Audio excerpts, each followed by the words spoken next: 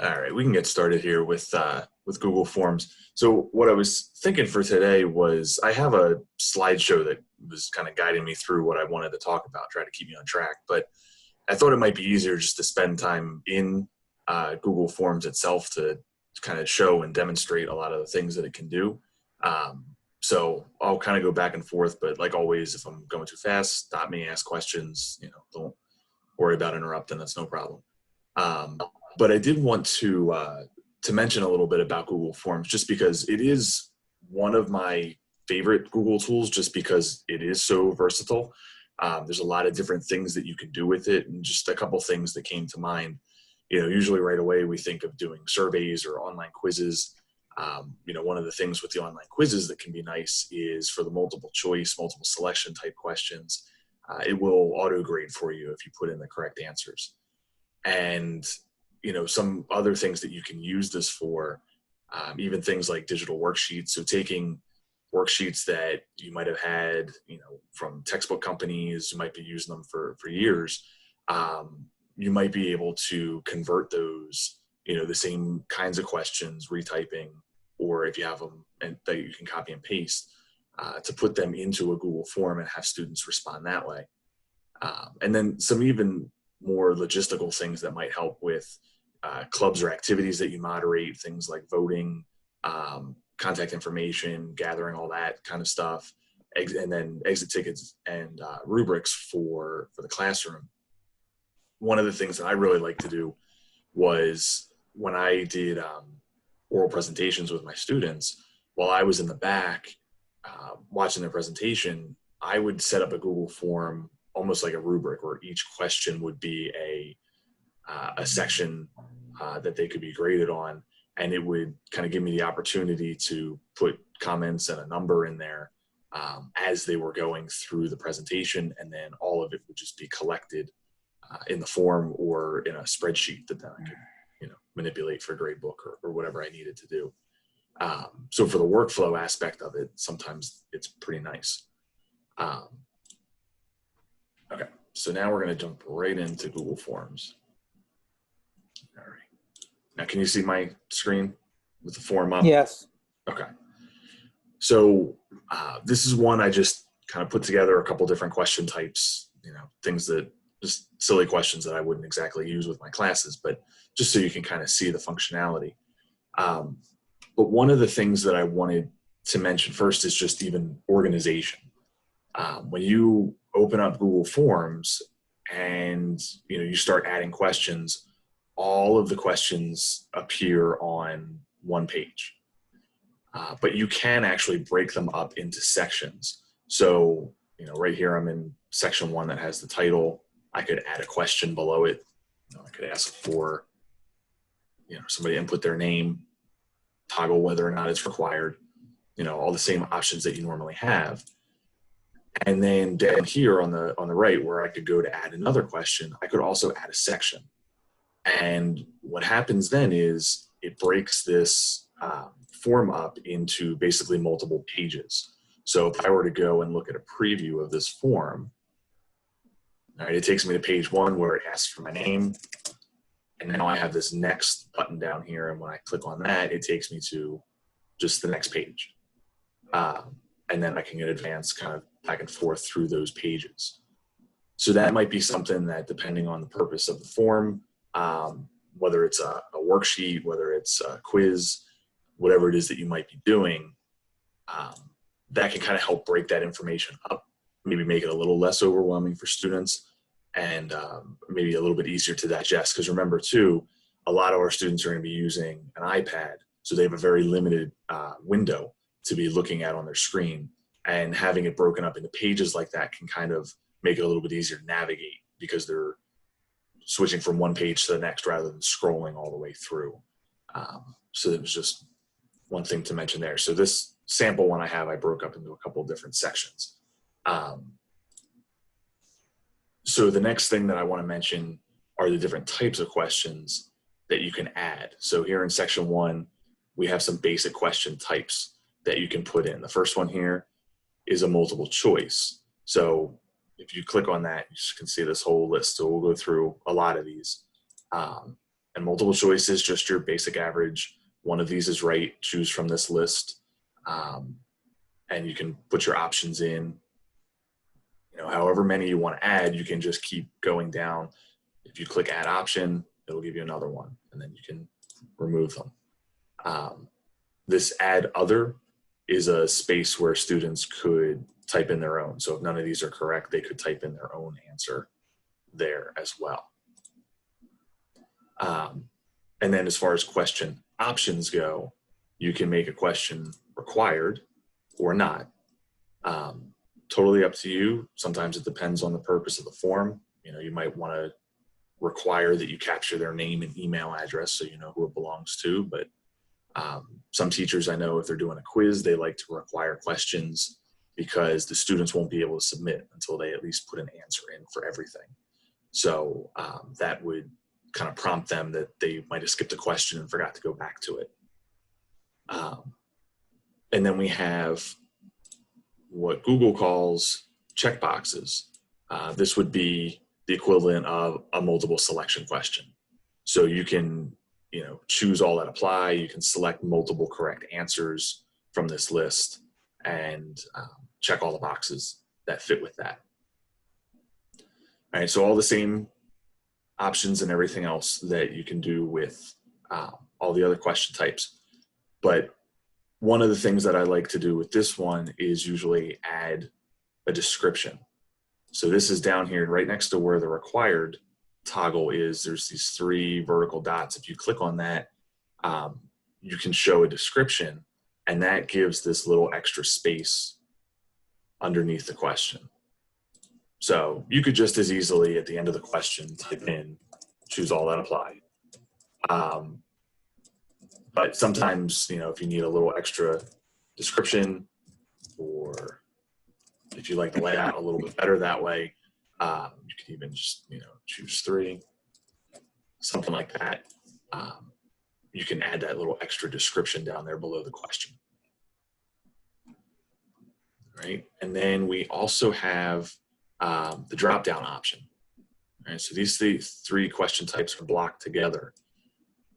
This is just like a multiple choice where you can choose one correct answer, or can only choose one option.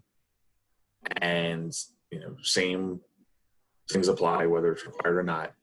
The reason why the drop-down's a little bit different, if I go and look at a preview of this,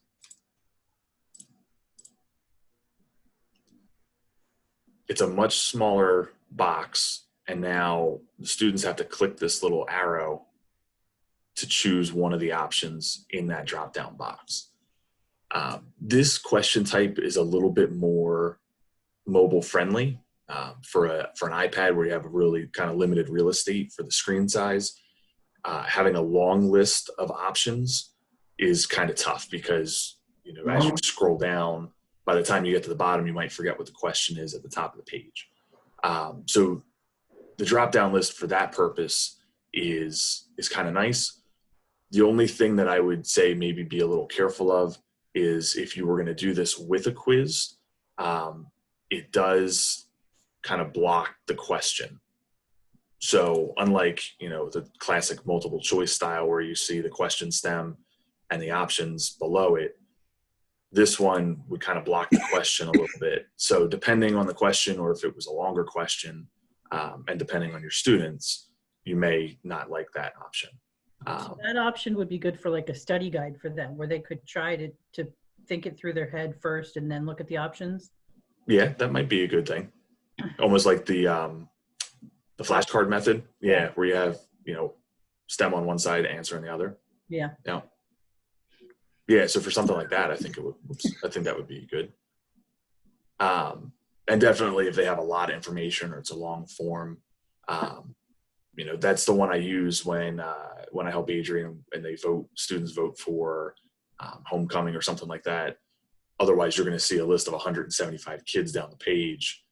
That's going to be a lot to look at, you know, for those just 2 questions or 4 questions or whatever it might be. So for longer lists especially. But Jen, I like that idea too. And then you also have the Likert scale questions. And these you don't use too often in a quiz or anything like that, but you do see them sometimes in surveys. And for these types of questions, you can choose your range of 0 or 1 all the way up to 10 in that list, and then you can select what the 1 and what the highest value, the lowest and highest value, what they represent. So it could be something like the classic strongly disagree, strongly agree style question. But I've also seen it used as true, false, or yes, no questions. So where you have, maybe a question, and then you have 1 is true, 2 is false, 1 is yes, 2 is no, something like that. So let's just jump to the preview real quick, take a look and see what those look like. All right, so you have your classic linear scale, 1 to 5. And then you also have this true or false option. All right, what's nice about this is you can only select one or the other. You can't select both. Like the old days where the kids would try to write the word true and like cross the T, so it might be an F or something like that. So there are other ways to do true and false questions. And I know they're not the best question types, but at least, sometimes for review or sometimes for a quick quiz or something, they might be good enough. Is there a reason to do that over just like the multiple choice version of that, of true or false? Not really. No, it would, you could do the same thing where you just do the multiple choice with the statement and then this is true, this is false. You could do it that way too.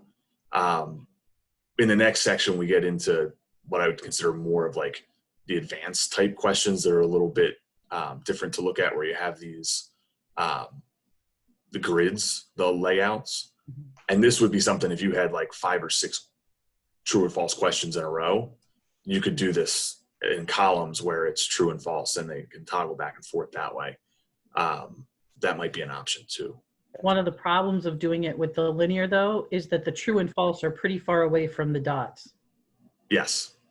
Yeah, the layout of that is maybe not the best. Yeah. And then just the last 2 basic question types, the short answer and long answer. So this is just based on character limit. Even the short answer, you could probably write a paragraph in there and still be able to fit it in. And that's really the only difference between the types. So when you select that as an option, the students just type the answer in there. And then, again, you can add an extra description or something like that. With these are the types of questions that are tough for auto grading.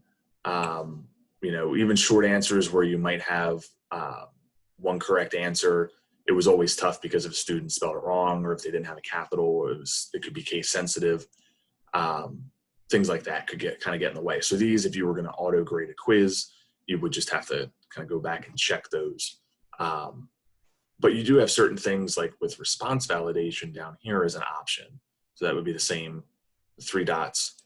And if you select that, you can kind of specify what you want their answer to be.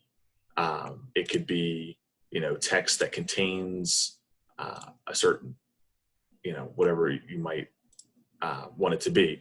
For this question here, pH scale runs 1 through 14. Which number is the most acidic? Maybe I want the answer of the student to be a number, and I want it to be maybe between, I could say between 1 and 14. All right, and if they don't put a number in there that's between 1 and 14, I could say something like try again.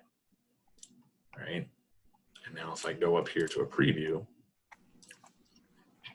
and I go to that same question and I put 15 in there and I click, all right, it tells me not quite. And now if I put 14 in there, I'm okay to move on. All right, so response validation can be used as another way for feedback for students. So Brian, yep. I can do like quizzes where if it automatically grades it and lets them know, I not like an ungraded quiz that you got got this wrong, you need to go back until they get the right answer. Mhm. Oh, that's great. Okay, Mhm. thank you. Yep. And two, like right now, I'm just setting this up as a plain old Google form. There's a setting that you can change to make it a quiz. And with the quiz feature, you can add more descriptive feedback. You can add like a whole paragraph of information if you really want to, or links to another site or a video or something like that as well. So that would be a good option for that. Other question types down here, this would be what they call the multiple choice grid. And this can be kind of confusing the first couple times you set it up because you have your rows and your columns. But I've seen it used for things like matching or true and false and things like that. So this was one that I used with my class where you had the different types of domains and they had to identify whether it was a restricted domain or if it was open to everyone. And then this option down here, require a response in each row, is very similar to the make this a required response for the other question types. And then when we preview that, you go back to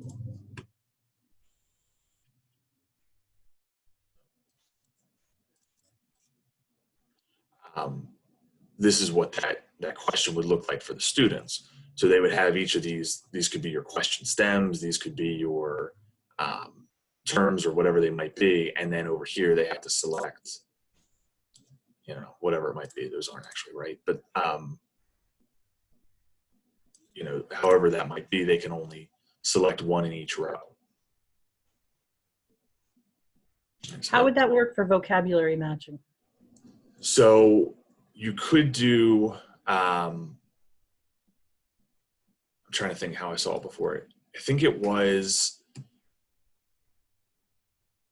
only a couple words, like maybe a 4x4 or a 5x5 grid. And I think the words were across the top and the definitions were down the left. Yeah, okay. And yeah, the layout might not have been the best for that, but that was how they did it for the auto grading part of it. Okay. That was kind of how they made it work. Brian, I think I tried something like that before, and I think I remember that if a student got one of those incorrect, it counted the whole question as incorrect. Did I set that up incorrectly? Or yeah, it probably would have, because it's one question with these multiple parts in it. Okay. So it probably would mark the whole thing as incorrect. You'd have to go back and give partial. Okay. Yeah. And then like for something like this, when you set up the point values, I might make this a 4-point question because of the 4 parts to it. And then it might give them a 0 out of 4. And then I go back and give them 3 or out of 4 or something like that. Yeah. And then the other option is you have the multiple choice grid. You also have a checkbox grid where you can choose any that apply. I've seen this used a lot for scheduling, like the example here. When would you be available to meet? And then in this grid, you can select, all the different, Monday, all of them, Tuesday, after school only, whatever it is, to try to use or to try to match up, people's availability, stuff like that. And then Jen, this would be kind of your matching or that style question. Okay, I can see how I could use that. Okay. Yeah, so it is a little different than like the column A, column B style that we've used, forever. But, the students would kind of match, this would be yellow, carrot would be orange. So they would just kind of click one per row. Can you have it more than one per row?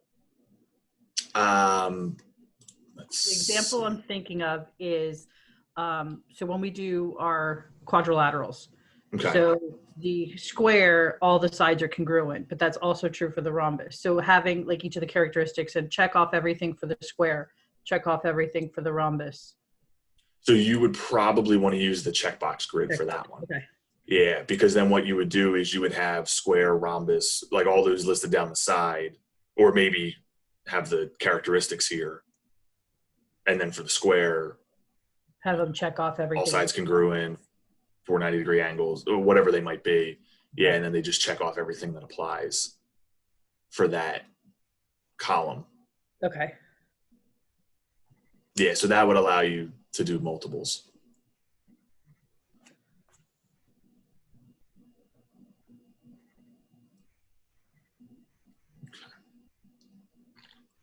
All right, any questions on those so far?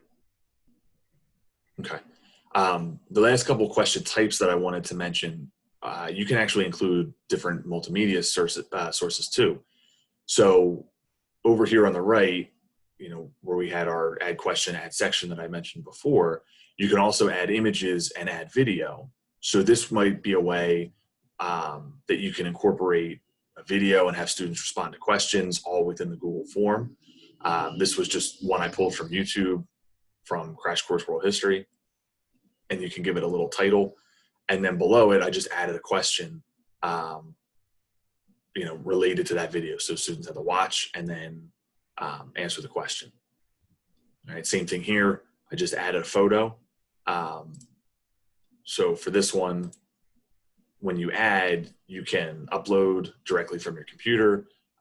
If you're on your iPad or even on your laptop, you can access it from your camera as well. Anything in Google Drive, but you can also Google image search right from here. And that was what I did.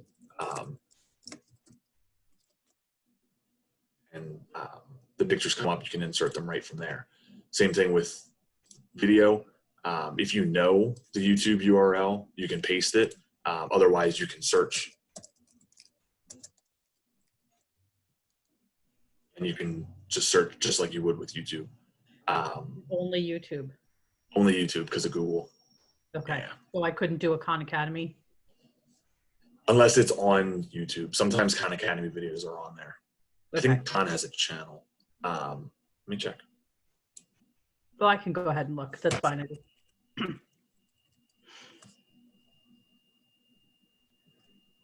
Okay, so some of them are on there. Yeah, there might be something on there. And again, like if you look on YouTube first, if you find it there, it might be easier to look actually on YouTube and copy and paste the link. The same idea here. I added the image, and below it, I had a question. And I also did it with a reading passage. So what I did for this one was I had the reading passage in a PDF, and I just did a screen capture. If anybody's, if you're using Windows, there's something called snipping tool, which you can search for at the bottom. And if you click on, the new snip or new capture button, you can click and drag part of the page that you want to take a picture of. And I just saved it as a picture, and then I uploaded the picture to Google Forms. And then, this is the whole Gettysburg Address. I picked this one because it was kind of shorter. And then the students had a response there below it. So that would be one way to do it. But, there might be others. So Brian, is this how I would have to set up my questions that require a diagram? Like if you had, you'd have to have probably a picture of the diagram. Okay. Yep. You could put a picture of the diagram in there and then have students respond to that picture. Okay. And probably what I would do is I would have, I would create a section, and then under that section, I would have the picture and then the questions that go along with it. And then I would create another section so the students kind of knew, okay, these are the questions that go with this picture. Okay. Because these are actually separate.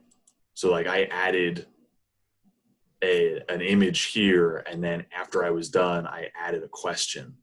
So you can't have them combined? No, they're technically separate items. Okay. So you can combine them within a section, Okay. But they can't physically go together now.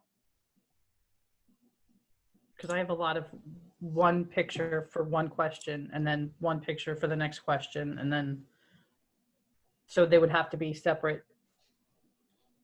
I mean, they wouldn't have to be, but it just might be easier to tell what goes with what. Okay. Yeah, just because forms is more linear. You know, when you're looking at the,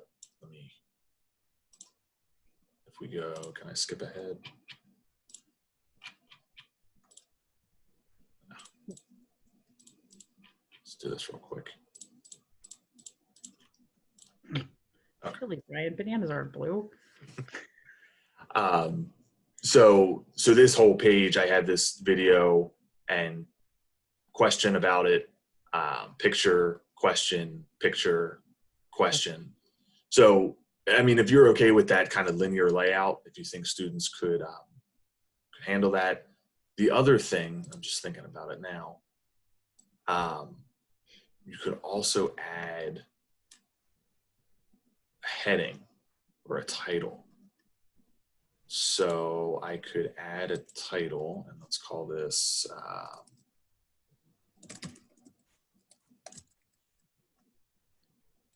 and this is just that title, but then I could drag it and put it up in And here separate it like between that. them. Okay.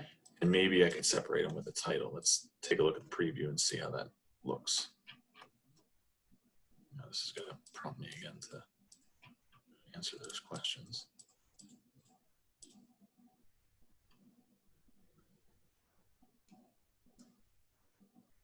Okay. Have you So ever that had, might break it up a little bit more. have you ever had students disconnect between the passage above it and the question below it? You mean between the passage here and the question here? Yeah. Not usually, no. But I've only ever done it where they were on a page. Like I had one section that was the passage and the question, or the picture and the questions that went with it. Okay. And then they moved on to the next page. Okay. Thank you. Mm-hmm.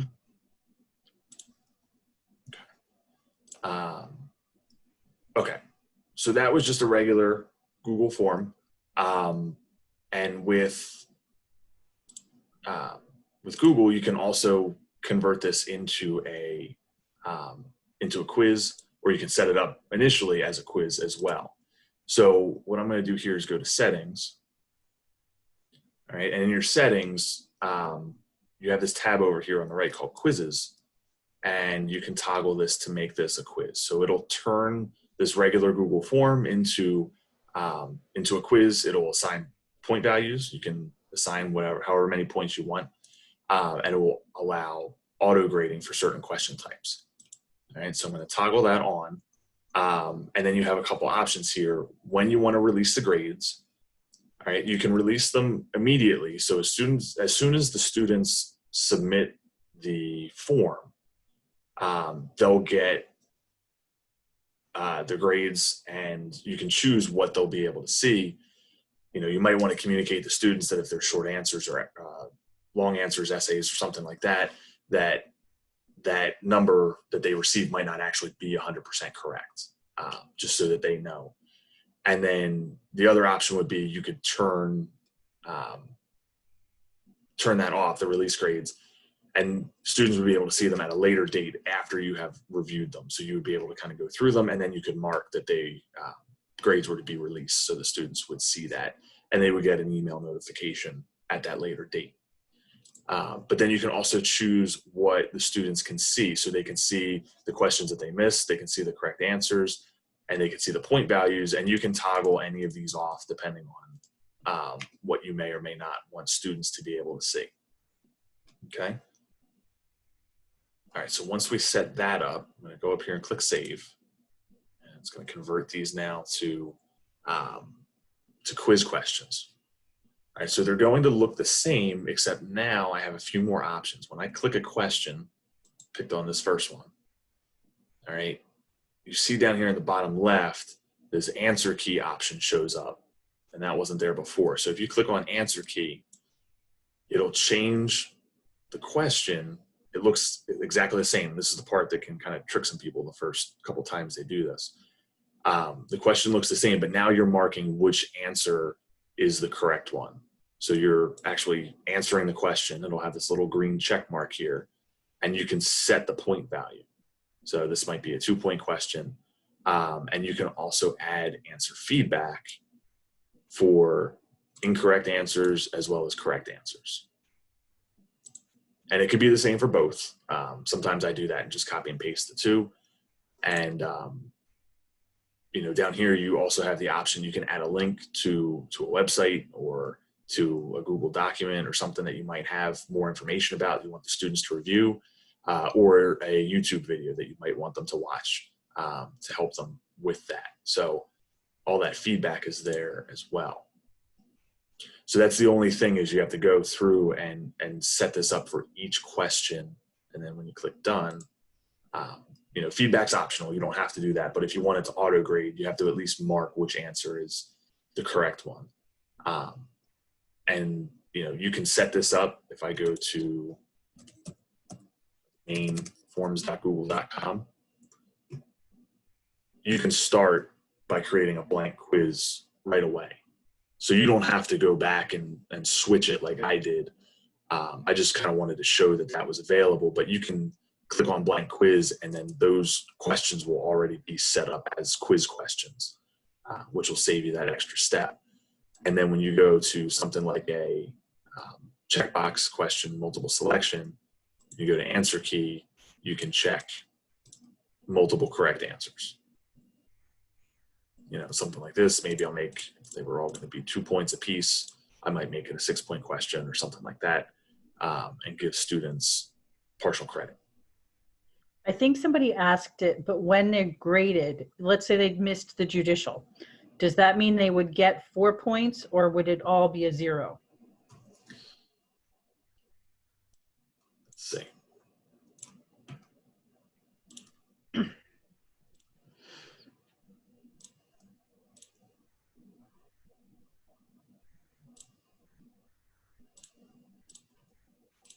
Actually, those might not matter because I didn't. Oops. I changed that.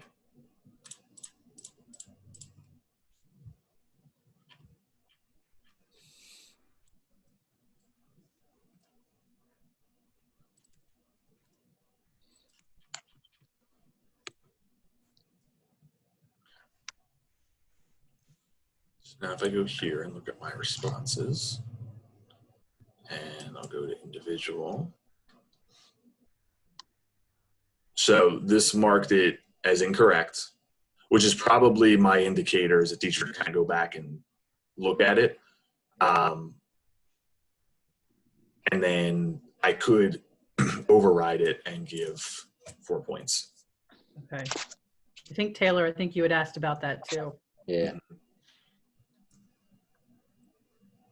Yeah, that was what happened to me there.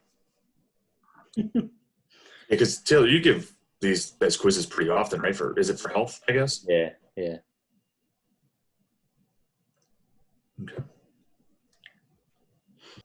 Let me go back to the questions here.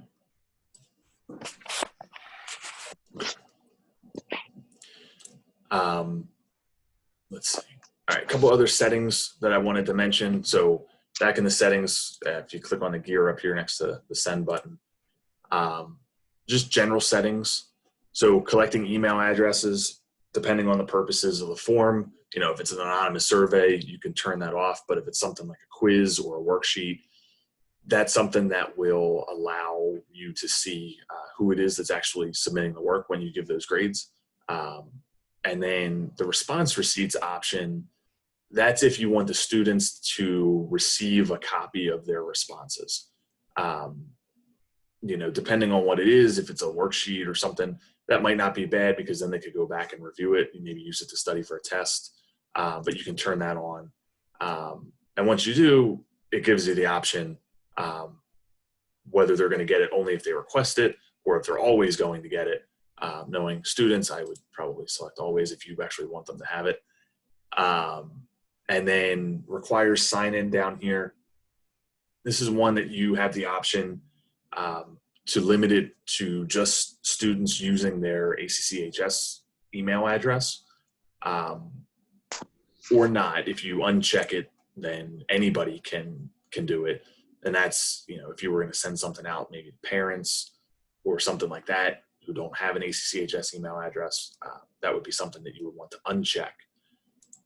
But if you check it, that's the students are prompted to sign in to their school email before they can fill out the form. And that's some place that we sometimes run into a little bit of a problem if students have, multiple accounts signed in to their browser on their iPad. Google's not always smart enough to know which one is the default, like to go back to that one. So they have to sign out of all accounts first and then sign into just that school account to be able to access it. So just if that ever happens, that's all they have to do is sign out of everything and sign back in just to their school one. You can also limit students to one response. So, especially if it's a quiz or a worksheet or something like that, you only want them to take it one time. And if they're not, if they can do multiple responses, you can give them the option to go back and submit another one or take it again after they did it once. And then respondents can edit after submit. So if you want them to be able to go back in and change answers, you can, or not. And then whether or not you want them to see summary charts and text responses, which would kind of open it up to students being able to see the responses. For a quiz, that might not be something that you want to do, but maybe like an exit ticket or something if you want students to kind of be able to see the responses of others, or to kind of share that way. If you were going to post something in the front of the room, that would be a time maybe when you would want to do that. So that was in the general tab, and then next here in the presentation tab. Wait, Brian, can I ask a question? Oh, sure. Hey, Susan. Sorry. Hi, Susan. On the responses, yeah, I snuck in. On the responses, when you limit to one, like when I did a Google form for my parenting presentations, this spring, like I had one woman that responded like 4 times, and when I was like, hello, Mrs. So-and-so, I've got your response. She's like, I only responded once. I don't know why it kept generating more responses for her, but would that, if I click that, would have that just kept it to one? Yeah, that would have just kept it to one. Unless maybe she kept clicking the submit button, like if it didn't look like it was doing something, maybe that was why. But yeah, if you limit it to one, then they only use that email address once. It would only let her use one. My other question is, and I forget how I did this, and if I want to get a receipt or not a receipt, but if I want to get an email saying someone's responded to your form, I forget which button that was. Because I forgot to do that the last time. And that's helpful because when you put it out there and you get responses over many days, like you forget to check. So I liked when it said, I got the email saying, hey, you got another response. Hey, you got another response. Yep. Yeah, I can share that next. That's a good one too. Okay. And then this limit one response thing, this will also notify them as well. So if they click to go into the form a second time, it'll tell them you've already submitted Perfect. a response. In the presentation tab, there's not too many options. You can show a progress bar. So if you have multiple pages, it'll tell them, you're page 4 out of 10 or something like that. This is where you can shuffle the question order. So this will, jumble the order of the questions that the students see, make it a little bit more random. And then you can also here show a link to submit another response at the end of the form if you want. But sometimes for a quiz, this shuffling the order option is... Okay, question on that one. Yep. If I shuffle the question order, are my diagrams and questions then going to get separated? That's a good question. And I've never done it, so I'm not 100% sure. Okay. So let me play around with that, and I'll let you know. Okay. Because I don't know if it might be within a page. But don't quote me on that. I gotta double check. Because I still have to have the diagram first and then the question. Okay, Right. Thank you. And is it shuffling it each time you send it out, or is it shuffling for Jen gets one order, I get one order, Rob gets another order? Yeah, it shuffles it for the user. Okay. So then the other option, Jen, might not be as helpful. But down here, once you turn it into a quiz, if you click this 3 dots over here, you also have the option to shuffle the answer options. Okay. So you can do that per question. Okay. Again, maybe not as helpful, but Actually, that would be probably what I would have to use. That might be, yeah. So you do have that option, and that's on a question by question basis. Okay. So shuffle question orders for the entire form, Mm-hmm. and then shuffle the option order is question by question. Okay. And yeah, Brian, I've tried that before, doing like with like first and last name, and then it ended up shuffling that within the form itself. So like question 10 was fill in your first name. Oh yeah. Is there, if I make that a section, does that remove that issue? It might. I'm gonna double check, and I'll send an email out to everybody afterwards. I don't want to. I think it does, but I don't want to. Don't quote me on that one. Okay. I gotta double like check. Putting the name in the middle of the quiz just to see if they're paying attention. I like that. Yeah. All right, so that was that. Oh, and then for Susan's question, if you go to the responses tab, so this is where you can see all the students' responses to the questions, and they've actually recently, within the last year or so, broken this up even more. So you can see summary responses, which will give you, an overall view of the class, how they did, question by question, frequently missed questions. So if you're looking at data and trying to analyze that a little bit, this will help you out a lot. Question by question, you can see how students responded. You can go by question itself and see how individual students responded to that question. And then you can just look at the individual student's response, just like you were looking over their shoulder on that quiz or worksheet or whatever it might be. All right, so you can create a spreadsheet automatically of the student responses. You might not need to if you're just grading for a quiz or something like that, but if you are collecting data and you want to see all that information kind of broken out into columns and rows, you do have that option. These three dots right here, you have a few more options. And Susan, this is the one that you would want to get email notifications for new responses. Thank you. Yeah. So it's under the responses tab. Okay, responses tab. And the three dots. Yep. And what will happen here is every time somebody submits a new response, you'll get an email. So, what I did in April and May, I had a couple assignments for my classes that were on Google Forms. I gave them out on Monday and told them they had to be due by Friday. And I set this up so that as students were responding, with everything else going on, I was kind of dependent on my email and not always thinking to go back and check all these Google Forms. It was also helpful for students who were making up work a week or two later when they were going in and submitting work to the form. I was getting an email notification that, oh, hey, they did this to kind of go back and check. So that was, for me, it was helpful. But I could also see if I had 10 to 15 kids that I was worried about. If you had 75 kids that you didn't want all those emails, I don't kind of understand that too. So, but that option is there.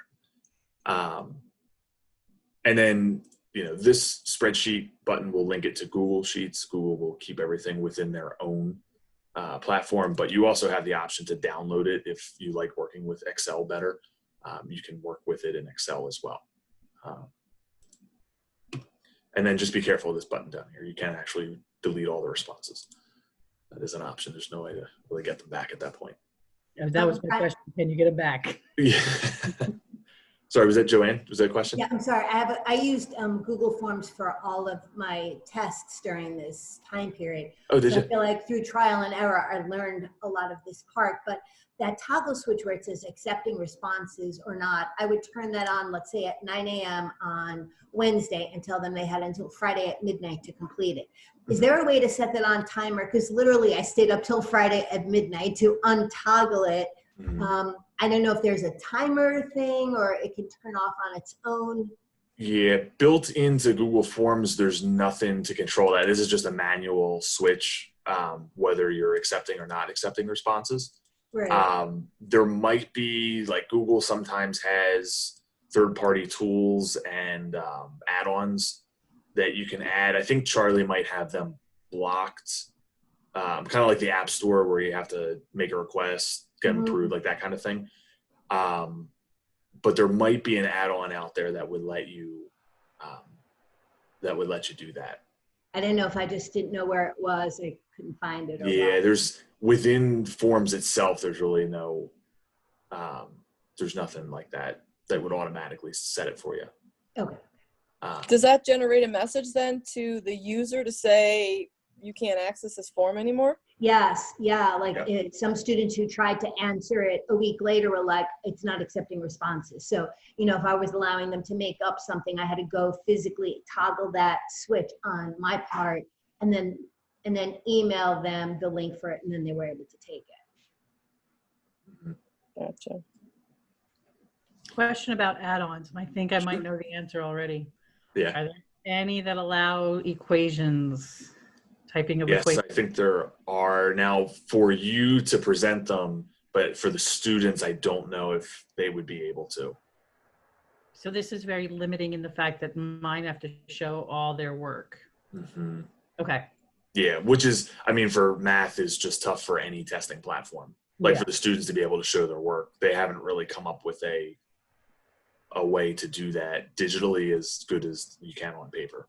Well, start designing it. Make I it know. easy. There's our $1 million idea, right? Yep. All right. As far as distribution goes, you have this big purple send button up here in the top. So this will let you send it. You can send it via email. We mentioned earlier in the summer, for those of you who are with us, if you set up email groups, you could email it to student groups. You could email it to individuals that way. If you set up your own email groups, there are other ways too. Sometimes it's nice for the email reminder, and then you can fill in like a subject and a message just like you would in an email. But you can also get the link. So right here, you can copy this link or you can shorten it so it's a little bit easier to look at. But this link can be copied and then shared on your Sapphire class page. It could be shared on Google Classroom if you're a Google Classroom user. So there are other ways that you can send all that information out as well. So most frequently it's email, but you can also send it in a link. And I think we did like the click here button, like on the weekly news. We could set up that you click the button and then it went right to the form. Oh yeah, was that with Amy? Mm-hmm. Yeah, Mm-hmm. so she on the weekly news, so then parents could access it just by clicking it. I just was thinking maybe teachers would like students to just click it, like there it is, Yeah, so what Amy would have done was when she developed the newsletter, she added a button, and then that button goes to this link. That was how she did it. Joanne, you were saying about accepting responses. Yeah. If you put your link on Sapphire has it that you can time it, so it starts and stops automatically. Oh, that's a good point. I didn't think about that. I didn't know if that was the case because I posted it on their class page. Like at 9, I had told them at 9 a.m. the link will be posted. Mm-hmm. And then I did have the timing on that I filled out, but I didn't know if it would really turn itself off or not. It turns the link off. If they already have the link, then they could still fill out the form, but it would at least prevent them from getting on there and trying it brand new. Okay, no wonder, because at some points when I turned it off, I said, oh, wow, 5 students didn't take this. But the next morning, it had been done. I was like, how did that? I guess they had the link open already by midnight, but hadn't completed it and then worked on it during the night. I guess that's how. Yeah. Yeah, that might have been. Because they're owls. Right. Yeah. So Jen, that's a good idea. I mean, the link would disappear from your Sapphire page. So yeah, that would be the only thing if they had it open in another tab, or if they had opened it prior to it disappearing. It would still be open, but if they logged in, like you said, after midnight, then that would be one way around that. So good. This discussion kind of leads to my question.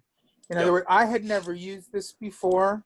I use the test builder on Sapphire, or I have that software that goes with my 2 books, which does a lot of this for me, I now realize. But anyway, so those of you that have done both, is this better than using that test function on Sapphire? For those of you that have done both, because it seems like most of you have done this before. I didn't know how to do the Sapphire test, so I'm eagerly awaiting that tutorial because I didn't know how to do that. This is the only one I knew, so that, Brian showed me a little bit ahead of time, so I just stuck with this one and tried to perfect it. Math doesn't count. I can't use either. Okay. Same deal with me. Like this is just something that I was comfortable with using, and I felt pretty good with. So, John, I would say Google Forms is good for short quizzes, comprehension checks, formative assessment, that kind of stuff. Sapphire's test builder is a little bit more robust in the tools that you have available. Being able to set parameters for time when it opens, when it closes, giving individual students more time, based on need, depending, if their academic achievement or something like that. You have a little bit more options there with Sapphire. It's a little bit, that's intended as an actual test builder, where Google Forms is intended as a, form collection, data collection kind of tool with a quiz functionality. Okay. Makes sense. Yes. Yeah, what I really didn't like about the Google Forms as a test is I wanted to give them a certain time period, maybe a couple days, so that they could find the right time to work on it. But once they opened it, they literally could have been working on it for 48 hours. I would have rather, once you open it, you have 1 hour to complete it, and that's it. And you weren't able to do that with Google Forms. But I think on Sapphire testing, you can. So I'd like to learn how to do that one. Mm-hmm. Yep. So I'm kind of a little embarrassed to ask this question, but like, I don't know, how did you get to just open it, and how do you organize it? Like, where do you put it then? Or does it put itself in my drive, or? It does go to Google Drive. So to start, you can just go to forms.google.com in the web browser. And that's okay. One thing about Google Forms is there is no app. It's all in the web. So it's all in Chrome, or it's all in Safari, or whatever one you want to use. There's no actual app that you have to download.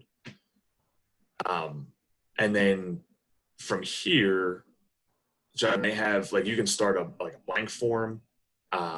You can also start a quiz. So this would be set up with the point values and the answer key and all that stuff. And they also have templates. So for anybody else that, for high school, for education, they have things like exit tickets or worksheets and stuff like that. That's all kind of preset to save you some of that time.